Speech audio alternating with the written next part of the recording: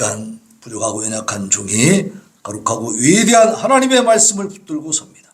아버지, 종은 감추어 주시옵시고 하나님의 성령께서 친히 말씀하시고 강력하게 역사하시고 아버지 하나님, 우리의 심령과 골수가 찔러 쪼개지게 하시고 변화되는 놀라운 역사가 일어나게 하시며 새로운 아버지 하나님이여 각오와 다짐과 결단이 일어나도록 주여 함께하여 주시옵소서.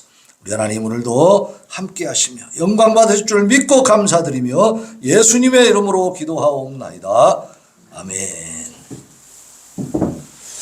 자, 우리 인사합니다. 샬롬. 앞뒤로 좌우로 인사하겠습니다. 예, 반갑습니다. 예.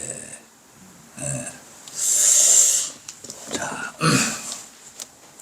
우리 눈에 보이지 않지만 하나님은 우리의 기도를 듣고 계시는 겁니다. 그래서 우리가 성질이 급해가지고 금방 돼야 되는데 기도한 대로 안 된단 말이에요. 그러면 하나님 안 계신가? 내가 기도하는 게 헛된 것인가? 이런 생각을 할 수가 있죠. 근데 제가 지금까지 이렇게 경험을 해보니까 하나님의 역사는요, 그렇게 막 물론 갑작스럽게 느닷없이 이루어지는 경우도 있지만 대부분이 천천히 이루어집니다. 근데 그 과정이 어떻게 되냐면 내가 기도를 했잖아요. 나의 변화부터 시작이 되는 거예요. 내가 어느 정도 하나님과 가까이 가 있느냐에 따라서 응답이 오더라고 말이에요. 다시 말하면 우리가 기도한 대로 모든 것이 팍팍팍 다 이루어져 버리면 우리는 우리가 생각할 때 이루어질 것 같고 좋을 것 같고 잘 될 것 같은데 사실은 아닌 경우가 많다는 거예요. 네, 우리 재혁이가 초등학교 들어가기 전에 유치원 시절에 그때 그 주몽 그 드라마가 나오면서 주몽 칼이 많이 나왔어요. 그 장난감 칼이. 그래서 쟤들 세계에서 그게 유행이었어. 그래서 할머니를 붙들고 가가지고 할머니 돈도 없는데 주몽칼 사내라고 어떻게 협박을 하는지 거기 그 구멍가게 아저씨가 우리한테 그러더라고. 아이고 손자가요 할머니를 잡어. 할머니가 어쩔 수 없이 외상을 해가지고 사주는 거야. 그 주몽칼을 갖고 다니면서 막 놀았어요. 그런데 만약에 그때 재혁이가 이거 장난감 칼 갖고 놀다 보니까 재미없어. 아빠 나 징검 사주세요 징검. 그럼 어떻게 했을까? 네? 그 재혁이는 징검이 좋을 것 같아. 지가 사주면 재밌게 놀 것 같고 막 애들 앞에서도 위험이 있었잖아. 진짜 칼로 막 딱 대면 얼마나 무서워. 그지? 그러니까 그걸 사달라고 그러는 거야. 그러면 아빠가 사줘야 돼 말해야 돼? 응? 그 재혁이가 생각할 때는 그것이 좋을 것 같지만 아빠가 볼 때 어때? 그걸로 인해서 큰 사고가 날 것이 뻔히 보여 안 보여? 보이죠. 아빠 눈에는 보이는 거예요. 어린아이 눈에는 안 보이는 거죠. 자기 생각에. 그죠? 그럼 우리와 하나님 차이가 어떤 차이입니까? 어린아이와 어른 정도의 차이밖에 안 날까요? 더 크지. 더 엄청나죠. 그러니까 저도 이제 기도하는 가운데 반드시 이거는 꼭 이루어 주셔야 되고 이루어 주실 수밖에 없을 것이야. 반드시 이루어질 것이야 라고 생각했는데도 안 되는 것들이 있더라고. 그러면 솔직히 막 실망되고 막 다른 길로 가고 싶고 막 이런 생각이 드는 거죠. 그런데 시간이 가다 보면 하나님이 왜 이 기도를 안 들어주셨는가, 왜 내가 원하는 대로 만들어주지 않았는가, 이걸 깨닫게 되더라고. 깨닫게 될 때에 감사가 나오는 거예요. 그러니까 지금 재혁이가 내 얘기를 듣는다면 그때 징검을 안 사준 걸 감사할까요? 원망할까요? 이제 감사하지. 깨닫고 아니까. 징검 사줬으면 큰일 났지. 뭔 일이 일어날 줄 알아. 모른단 말이야. 그러니까 우리가 생각할 때는 현재 상황에서 이것이 최고인 줄 알지만 하나님 보시기에는 아닌 것이 있을까요? 없을까요? 있다 이거요. 그러니까 우리가 잘난 체하고 똑똑한 체하고 내가 원하는 대로 되면 다 되는 건 줄 알고 말씀 안에서 막 믿음 안에서 내가 지금 신앙으로 기도하는 건데 왜 안 이루어 주십니까? 라고 원망할 게 아니고 간절히 기도하되 그것이 이루어지지 않을 때는 하나님이 다 이유가 있겠구나. 재혁이가 떼쓰고 막 밥 안 먹고 막 데모한다고 사주면 되겠어요? 그래도 안 사줘야 돼. 그지? 그때는 안 사줘야 되는 거야. 나중에 검도를 해가지고 지가 단을 따고 그러고 나면 진검을 살 수 있지. 그 자격이 있어야잖아. 응? 근데 이 어릴 때는 그것은 안 되는 거라 이 말이에요. 별짓을 다 해도 안 돼. 그러니까 막 금식해도 안 되고 말이지 막, 막 부르짖어 막 먹이 시도를 해도 안 되고 안 될 수 있는 거예요. 그게 뭐냐면 기도가 잘못된 거지. 내 뜻을 이루려고 하는 기도를 하다 보니까 그렇게 되는 거 아니겠어요? 누구의 뜻을 이루어야 됩니까? 하나님의 뜻을 이루어야 됩니다. 하나님. 그래서 우리의 도움, 우리를 도와주시는 것은 과연 어디에 있을 것인가? 그게 오늘 말씀 제목이잖아요. 한번 읽어봅시다. 시작. 시작. 우리의 도움은 어디에 있는가? 어디 있습니까, 여러분? 네? 우리 장로님 도움이 어디에 있어? 하나님께 있죠. 하나님께 있죠. 근데 사람들은 눈앞에 보이는 사람들을 의지하기도 하고 어떤 권력을 의지하기도 하고 돈을 의지하기도 하고 하기도 그러죠. 그럼 다 되는 줄 알아. 근데 돈 없는 사람만 자살합니까? 돈 있는 사람도 자살합니까? 돈 있는 사람도 자살해요. 마약을 누가 합니까? 화려함을 자랑하는 많은 사람들의 부러움을 사는 사람들이 마약을 하고 있더라고. 스타가 되면 마약을 해. 왜 그래요? 네. 그 화려한 조명빨이 끝나고 나면 집에 돌아왔을 때 혼자 있을 때 허탈감이 밀려온다는 거예요. 허탈감. 그 허탈감이 있는 그 마음의 자리, 거기는 누구의 자리입니까? 그게 바로 하나님의 자리야.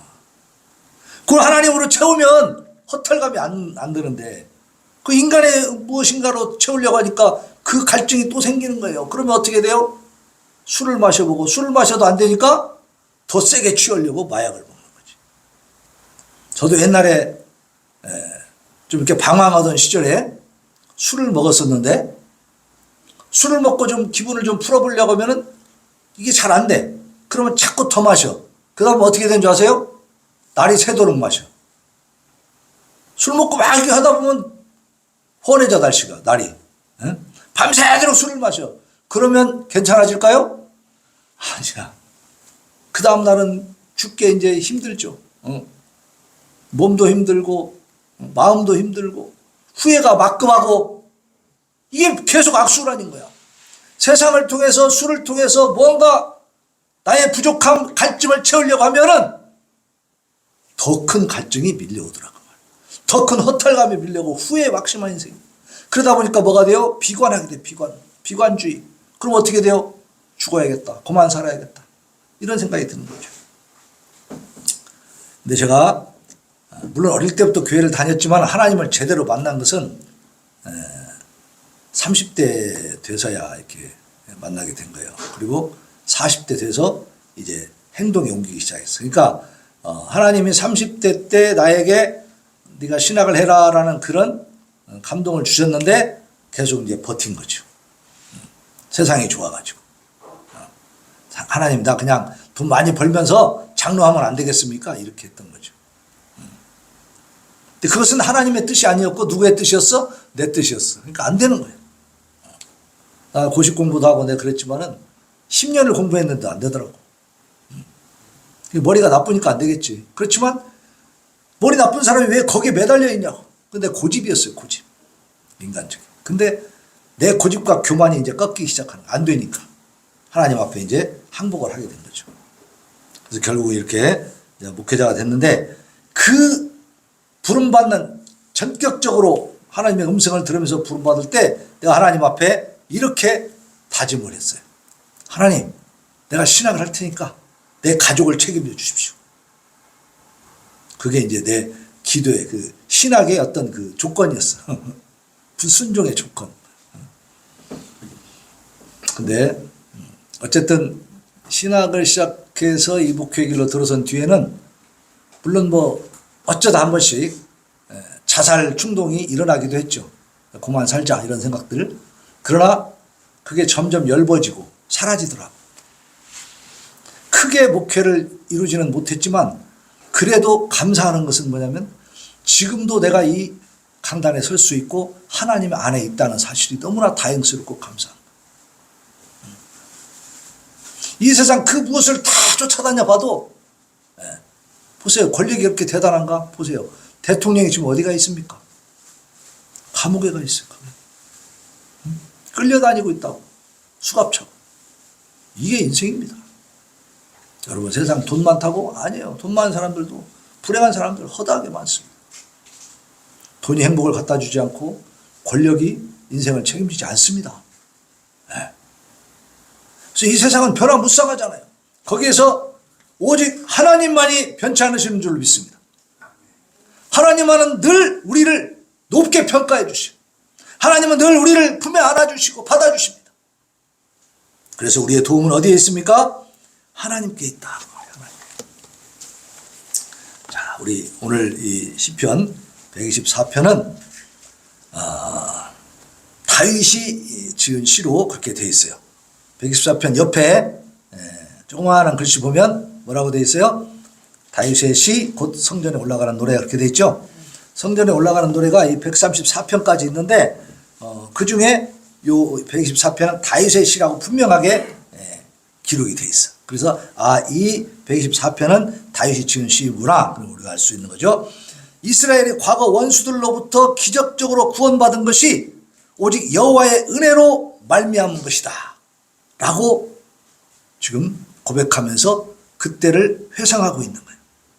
그러한 구원 역사를 이루신 여호와 하나님 앞에 감사 찬양을 올리고, 그리고 또 이스라엘 백성들에게 그 찬양, 하나님을 찬양하라고 촉구하고 있는 거예요.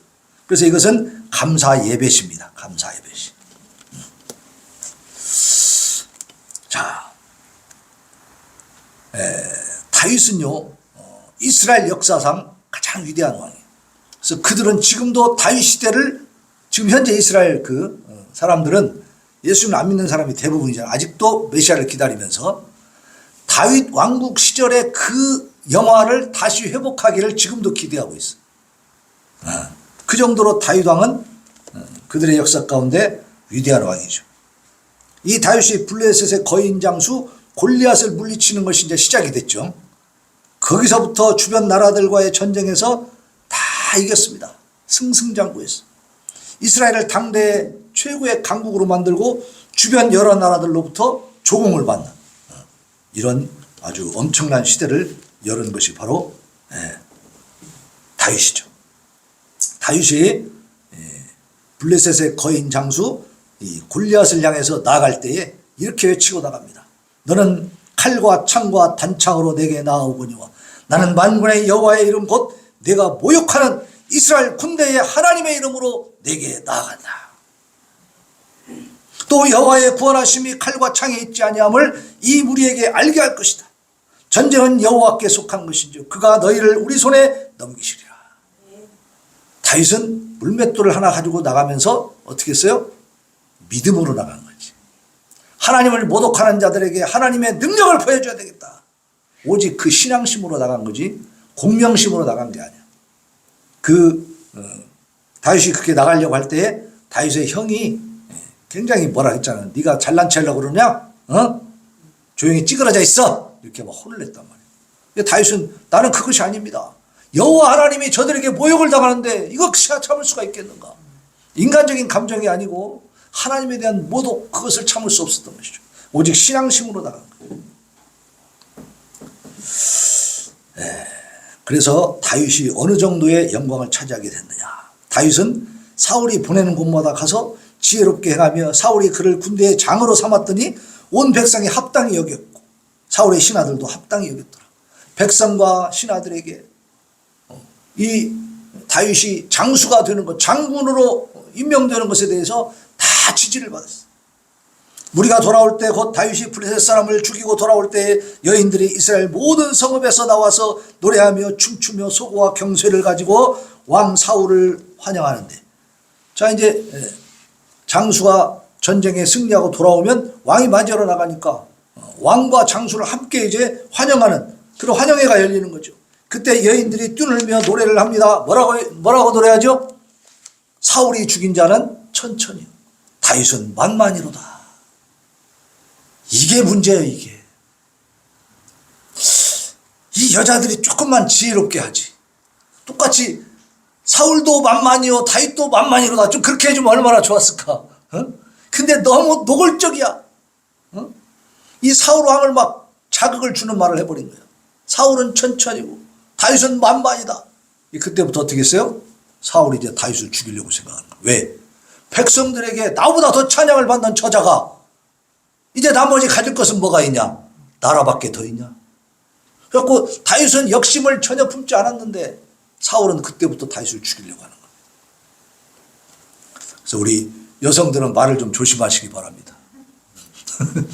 그 말 한마디 때문에 다윗은 도망자 신세가 되어버렸단 말이에요. 응? 너무 솔직한 것도 문제가 있는 거예요. 지혜롭게 해야 돼. 그래서 오늘 1절로 5절에 보면 다윗은 이렇게 엄청난 장수였고 정말 가는 곳마다 승승장구하는 이 놀라운 복을 가지고 또 그 당시 고대 사회에서는요 전쟁에 승리하는 것이 굉장히 중요한 거잖아. 주변 강국들을 다 눌러버리고 자기 나라를 그 영광된 자리에 탁 올리는 거 얼마나 대단한 겁니까? 그러니까 이 사람은 시인이면서도 장수였어요. 싸울 줄 아는 사람이었다고. 그러니까 당대에 뭐 더 이상 바랄 것이 없는 영광스러운 사람이죠. 그런데도 다윗은 그 영광을 다 누구에게 돌립니까? 지금 하나님께 돌리고 있다는 사실. 이것이 하나님이 다윗을 사랑하는 이유예요. 그자는 다윗은 내 마음에 합한 자라고 말씀하신 이유가 뭐냐?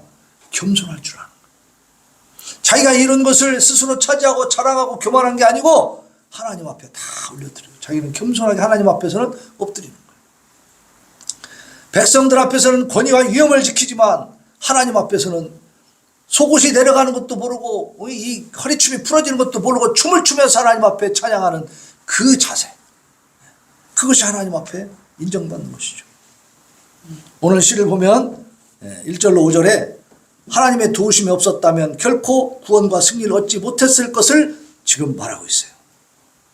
자, 1절에 보니까 우리 편에 계시지 아니하 여호와께서 우리 편에 계시지 아니하셨더라면 우리가 어떻게 하였으랴.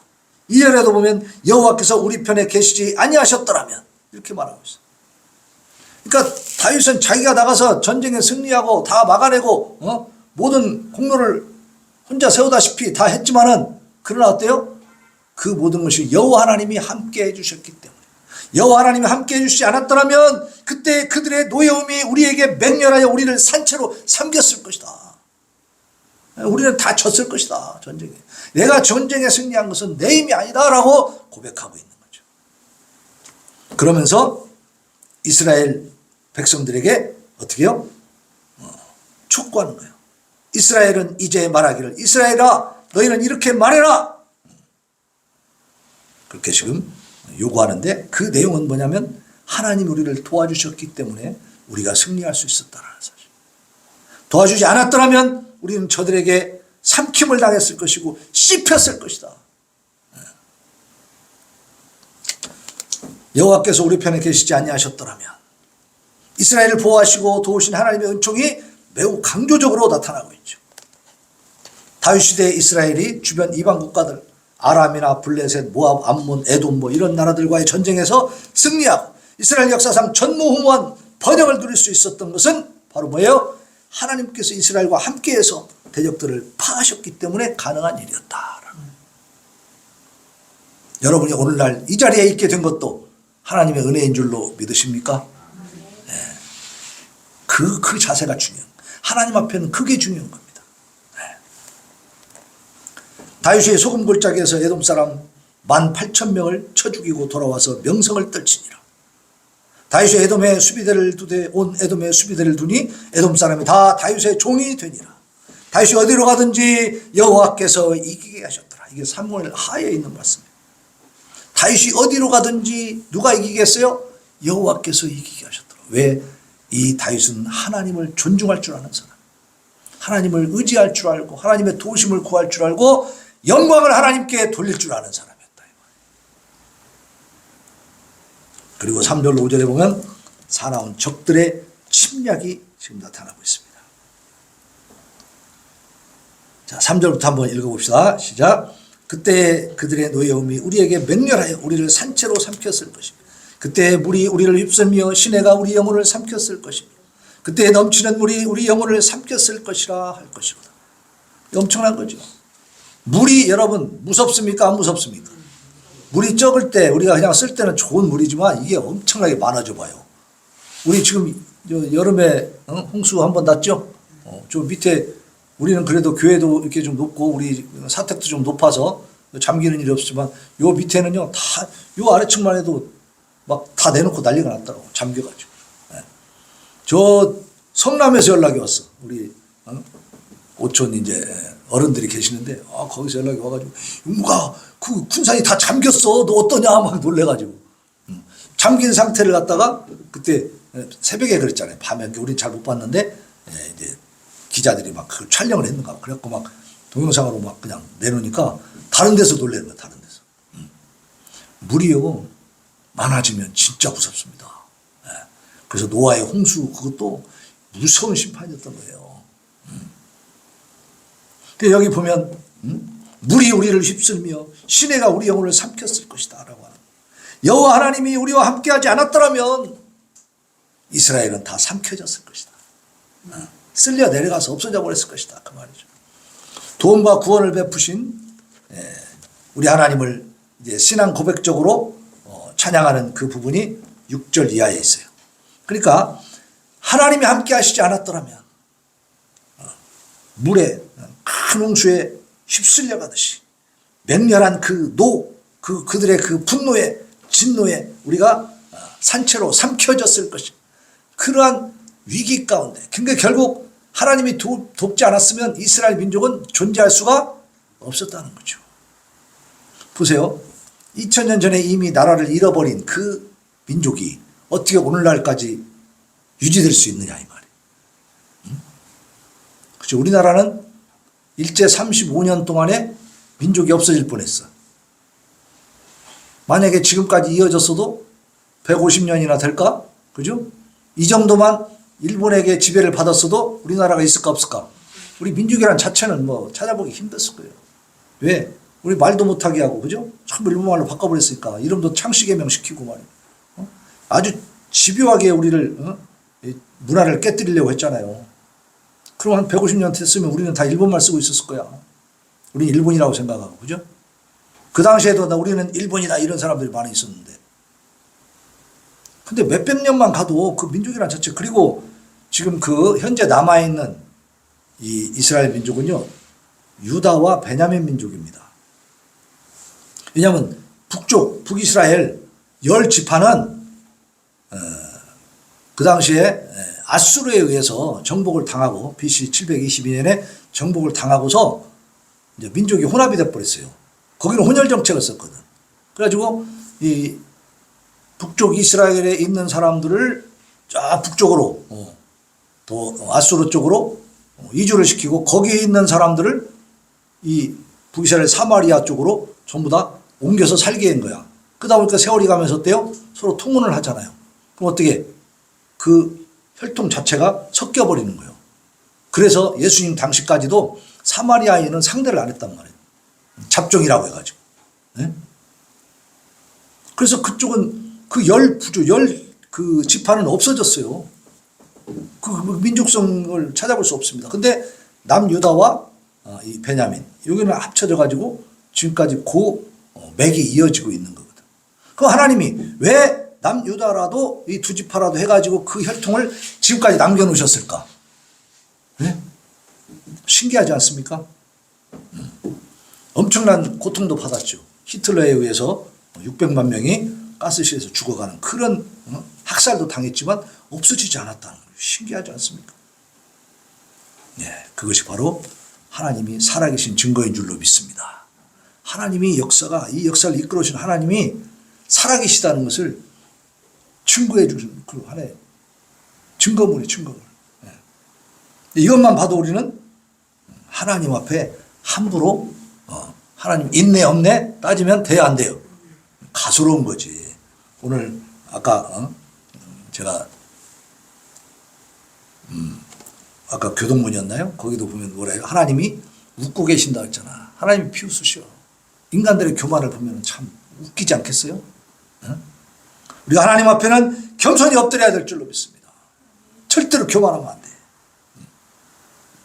그래서 하나님이 씹히지 않게 하시다.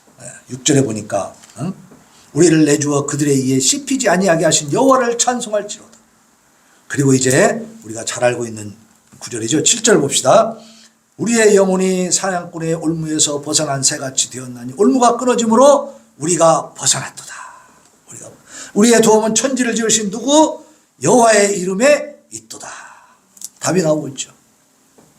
이스라엘을 맹수같이 사나운 대적들에게 멸망하지 않도록 보호해 주신 그 하나님의 은혜에 대한 감사와 찬양입니다. 하나님의 보호 아래에 있는 백성은 결코 원수가 넘볼 수 없다. 그죠?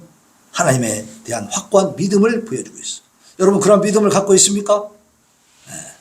우리를 핍박하는 자, 우리를 공격하는 자, 어처구니 없게 함부로 까부는 자들이 있어요. 그러나 거기에 굴하지 마시기를 바랍니다. 또 우리를 핍박하는 것은 우리의 정체성이 뭐라는 거예요? 크리스찬이라는 거예요. 그래서 바울 사도도 자기가 핍박받고 고통받고 많은 고난을 겪는 것을 오히려 감사한다. 왜? 내가 주님을 위해서 나를 구원해 주신 구원자이신 예수님을 위해서 이렇게 고통을 받을 수 있다는 것은 오히려 영광된 일이다라고 얘기합니다. 그런 거잖아요. 조국을 사랑하는 사람, 대한민국을 사랑하는 사람은 대한민국을 위해서 내가 고통받는 거 기분 나쁩니까? 영광스럽습니까? 그게 군인 정신 아니에요. 군대 가 있을 때 쭉 훈련받고 막 힘들고 어려울 때마다 뭔 생각을 해요? 내가 이렇게 고생함으로 대한민국을 지킨다. 내 부모 형제를 내가 지킨다. 이 자부심이 있는 거잖아요. 여러분 그러한 자부심과 그 영광스러운 마음이 예수 그리스도를 통해서 일어날 수 있기를 바랍니다. 우리 하나님을 위해서 내가 받는 어려움과 고통을 감사할 수 있는 기쁜 것이고 영광스러운 것이다. 사냥꾼의 올무에서 벗어난 새. 새는요 연약해갖고 하나님의 보호와 도움 없이는 한시도 안전할 수가 없는 그러한 이스라엘을 상징하고 있어. 사냥꾼의 올무는 뭡니까? 사냥꾼은 이스라엘을 해하려고 하는 대적들이고 올무는 그 대적들을 꾸미는 온갖 대적들이 꾸미는 온갖 간교한 계책들이죠. 그래서 우리를 얽어매가지고 새가 올무에 걸리면 혼자 나올 수 있어요? 없어요? 못 나옵니다. 몸부림칠수록 더 얽어매져 버려요. 오늘날 영적 이스라엘은 우리 교회와 이 성도들을 사망에 이르게 하기 위해서 하나님과 단절시키기 위해서 사탄이 사용하는 이 죄의 구속력, 우리를 참소한다 그러잖아요.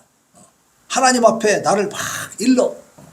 너 같은 것이 무슨 예수 믿는다고 그래. 네가 뭔데? 너는 아무런 자격도 없다. 너는 하나님 앞에 설 아무런 자격도 없고 어떤 갖춘 것도 없고 너의 이런 죄악을 보면은 너는 쓰레기야. 그러니까 너는 하나님 앞에 가지마. 못 가. 뭐 이렇게 하는 거예요. 참소하는 거예요. 우리를 하나님으로부터 자꾸 단절시키고 멀리 만드는 거예요.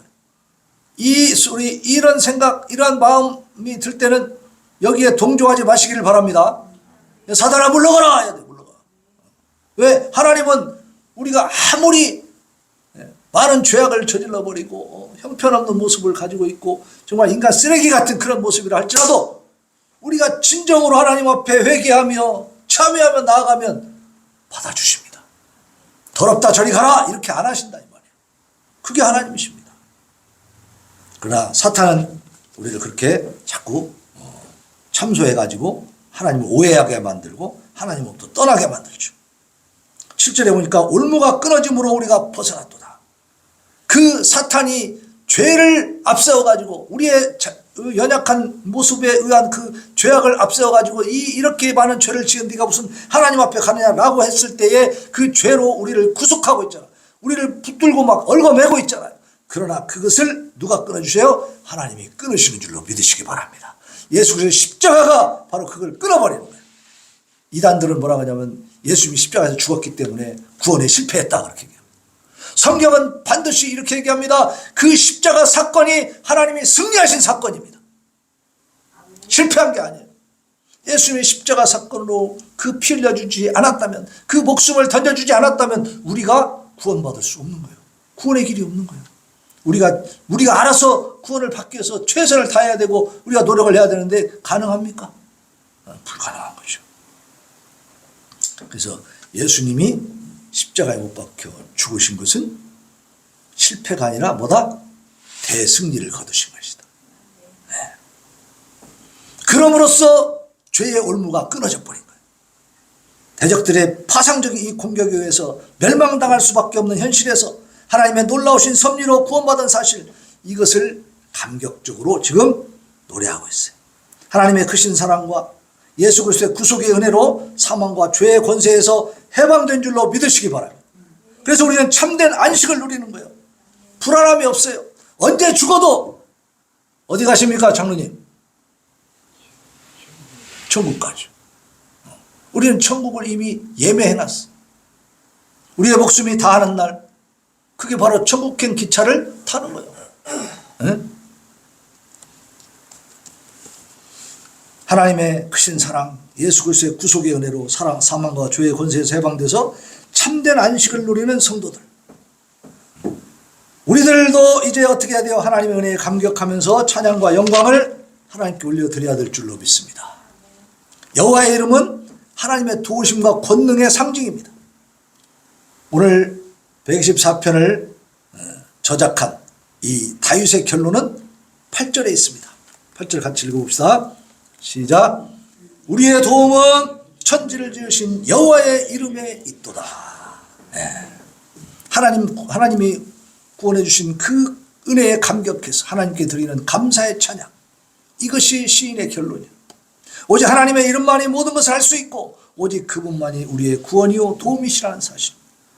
본시는 하나님의 은혜로 말미암아 구원함을 받은 모든 성도들이 하나님께 어떤 마음과 자세를 가져야 할지 거기에 대해서 잘 보여주고 있어요. 실로 하나님은 우리 모두를 죄와 사망의 권세에서 구원하셨을 뿐 아니라 오늘도 보혜사 성령을 통해 모든 악의 세력으로부터 우리를 보호하고 계시는 줄로 믿으시기 바랍니다. 그래서 우리 샘손능교회 성도들은 어떠한 상황 속에서도 하나님만을 의지하고 또한 모든 영광을 하나님께만 돌려드리는 삶을 살아야 될 줄로 믿습니다. 우리의 도움은 어디에 있습니까? 네, 하나님께 있습니다. 천지를 지으신 여호와의 이름에 있는 것입니다. 지금 실패자라고 느껴지십니까? 여러분이 지금 하나님과 함께하고 있음이 진정한 승리자인 것을 믿으시기 바랍니다. 세상적으로는 내세울 것이 없고 원하는 대로 바라는 대로 계획한 대로 안 됐다 할지라도 우리가 하나님 안에 있는 것이 승리인 것입니다. 내가 하나님의 자녀로 살고 있다는 것이 승리인 것입니다. 하나님 주신 사명을 감당하고 있다는 것이 그것이 기쁨이요 영광인 줄로 믿으시기 바랍니다. 과거에도 현재도 미래에도 우리의 생사화복과 희노애락을 절대적으로 주관하시는 하나님께 모든 것을 맡기고 감사하면서 살아가는 우리 성도들 되시기를 예수님의 이름으로 축원합니다. 아멘.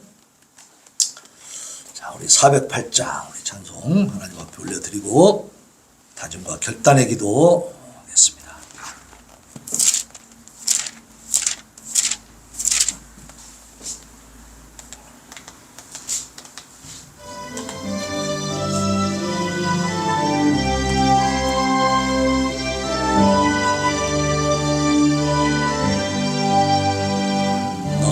어느 곳에 있든지 늘 마음이 변하다. 주 예수 주신 평안아 늘 정만하도다. 나의 마음속이 늘 평안해. 나의 마음속이 늘 평안해. 악한 죄 파도가 많으나 마음이 늘 평안해. 내 맘에 솟는 영생수 한없이 흐르니 마름 다시 없으며 늘 평안하도다. 나의 마음속이 늘 평안해. 나의 마음속이 늘 평안해. 악한 죄 파도가 많으나 마음이 늘 평안해. 참되신 주의 사랑을 영원치 못하네. 그 사랑 내 맘 여시고 소망을 주셨네. 아멘. 나의 마음속이늘 평안해. 나의 마음속이늘 평안해. 악한 죄 파도가 많으나 마음이 늘 평안해.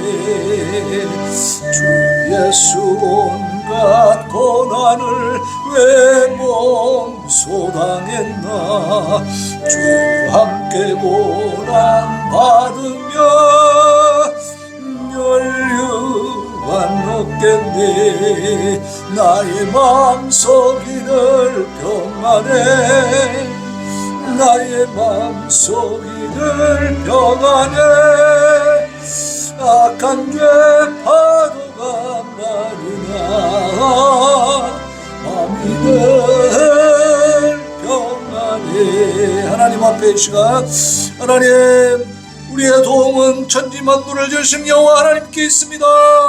이 믿음을 견지하면서 하나님 의지하고 하나님께 구하며 하나님을 찬양하며 살게 하여 주옵소서. 부르짖어 기도합니다.